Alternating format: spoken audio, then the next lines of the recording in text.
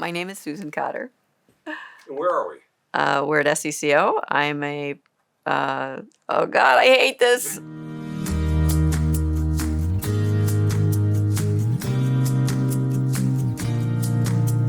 I think I got in this field probably related to my uncle, because my uncle was an optometrist, and I was a myope at a fairly early age, and he fit me in PMMA lenses.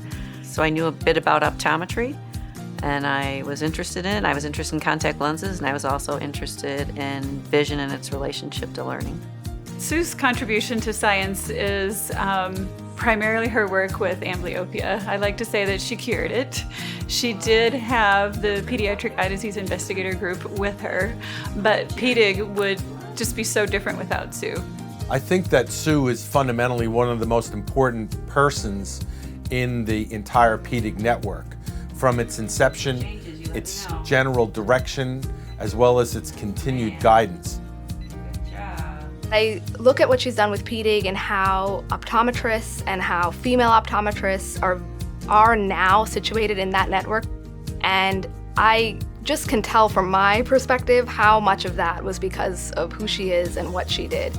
Sue helped us right in the beginning with ATS-1, and we are now at ATS-20, and it's amazing how we've changed the recipe. We've changed clinical practice, certainly with optometry in the U.S., with ophthalmology in the U.S., and on an international level as well.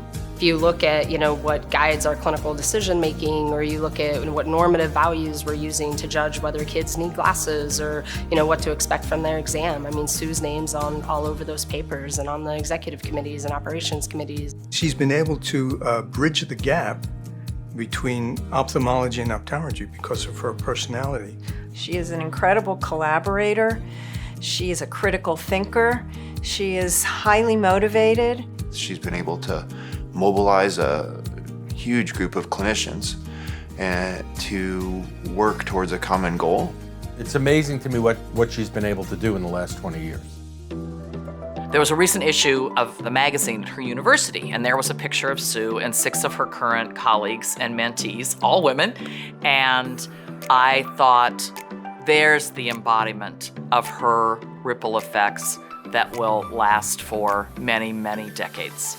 Probably her biggest strength is her mentoring.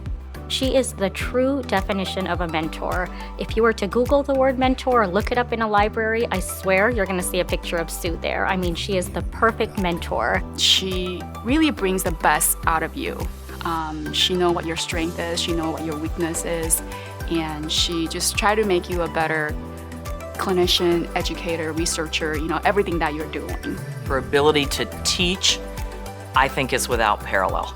She's fantastic. She's wonderful to work with. She's very dedicated. She's a hard worker. She always makes strong contributions to the group. It's unusual, someone with the capabilities that Sue has. She's kind of a humble individual, kind, empathetic. She knows when to speak up. She knows when to let other people discuss and create good ideas. She never says no. She takes on incredible responsibility, and she gives it 150%. I like to hike, and I'm not talking about overnight, packing it in for 7 days. I'm talking about day hikes. I like to travel. I'm an avid reader who doesn't get to read as much as I'd like to. I'm an ordained minister, and that's mail order. And I did that specifically because 2 good friends of mine, Tana Roberts and Carrie Marino, were going to get married. They needed someone to marry them. They asked me if I would. What's better than that, to be able to marry 2 of your good friends? I don't consider myself real adventurous, but I've skydived, I've bungee jumped, I scuba dived, a night dive. So I wouldn't do it again, and I never skydived again. I haven't bungee jumped again, but I did it once. Sue and I do a lot of things for fun. Mostly it's around happy hour. We love going for sushi. That's usually where we unwind. One of the most amazing things is she'll cook for us. Sue is so incredibly busy, but somehow she'll find the time and she'll cook and she'll actually bring us lunches. I don't even know if I should say it, but this is one thing that we try to do if we can, is we do ditch day, ditch work day. We'll pick a day and we pretend we're going to work, but we really go to the beach. I'm pretty sure most people who know Sue know about her love of all animals, but especially cats. So I think right now she has 8 cats. All my cats are rescues, and they kind of show up at the back door typically. So a couple of years ago, Sue says to me, you know, I have a cat named Carla. I do have a cat named Carla. And I said, with a K? She says, yes. And Carla Zadnik thinks it's named after her, and maybe it is, I don't know. But I didn't do it purposely. I guess it would be a subconscious thing.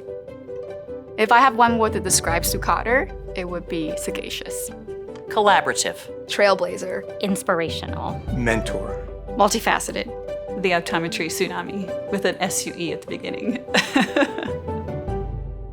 Kind of a funny thing is that I received an award, I want to say 2 or 3 years ago at Ohio State, and it actually has the same name.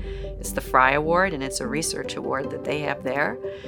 And the thing is that when you put it on your bio and things, I always had to be very careful because I didn't want anybody to think I was saying I got this Fry Award from the Academy. So I couldn't just say the name of it. I'd always have to say the Ohio State University Research Award, because I didn't want anybody to think I was advertising something that I hadn't had and never thought I would ever get, to tell you the truth. So now I don't have to worry about that.